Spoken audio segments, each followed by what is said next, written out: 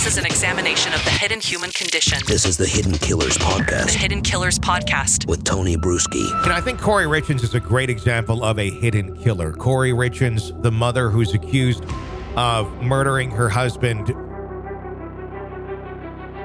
because, and maybe this is the motive, he wasn't down with her fixer-upper idea on a house.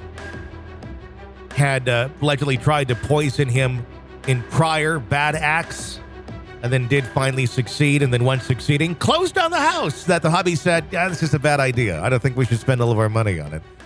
It's a very twisted case. Joining us is Scott Roeder of Evidence Room. Scott, what's your thoughts on this? Well, my understanding is that the mechanism of death was a fentanyl-laced Moscow Mule. Mm-hmm. And fentanyl is the most powerful drug. I don't understand the allure on the street of people intentionally ingesting fentanyl. I guess from what I've learned is that it has some kind of a heroin-like effect, which we all know heroin is one of the biggest drugs that are causing the zombie-like homeless epidemic in a lot of the big cities, where officers have to carry those, injections just to wake people up, like in the movie Pulp Fiction, 10 times a day, sticking a needle through the heart of Uma Thurman. I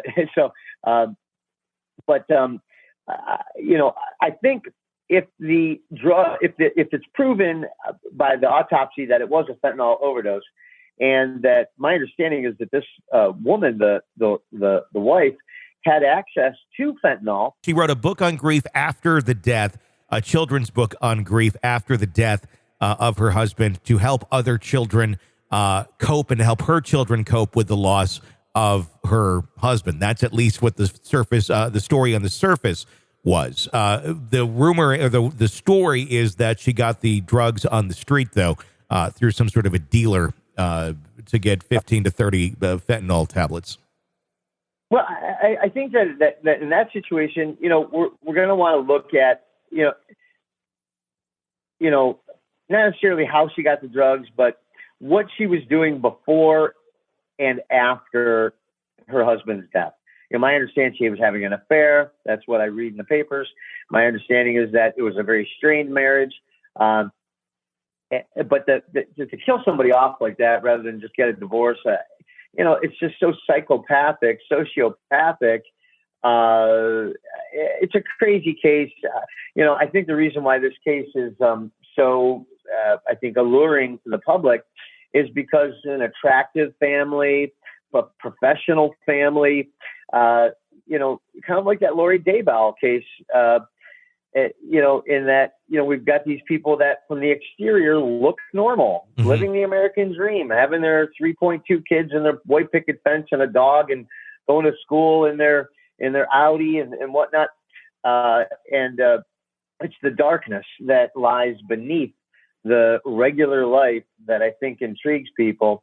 But it also is a lesson, know who you're with. And, there are signs that these people exist, and they're, I don't know, man.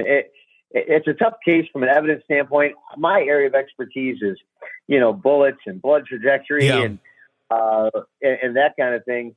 When we get into the psychology of it, I'm just like everybody else in what I know. But from an evidence standpoint, we're looking at evidence of her covering it up, evidence of her planning it. I think her personal messages and things like that are going to be critical to determining her state of mind before and her state of mind after the death of her husband, and see if any of that links up to consciousness of guilt. I completely agree. What's interesting too, within the family unit, there had been accusations that he had told his family members that he believed that maybe she was trying to poison him in the past. Even other family members were suspicious of it and telling them, if something happens to me, look at her first. Yeah, it reminds me of actually a part of the Menendez case that I found out yesterday, where the girlfriend of the psychiatrist was threatening the psychiatrist's family by saying, I'm going to poison your milk. And by the way, we need more milk. This is an examination of the hidden human condition This is the Hidden Killers Podcast. with Tony Bruschi. 100% a hidden killer right there, if the allegations are in fact true. Scott, what's going on over on your podcast, Crime Scene Time Machine? Well, the Crime Scene Time Machine is set for today, Tony, because we're going to be looking at vigilantism in America. We're going to be breaking down the fatal encounter between that former Marine and the homeless individual on the New York City subway. We're going to be looking at the phenomenon of pop culture and how that possibly transcends to modern day vigilantism.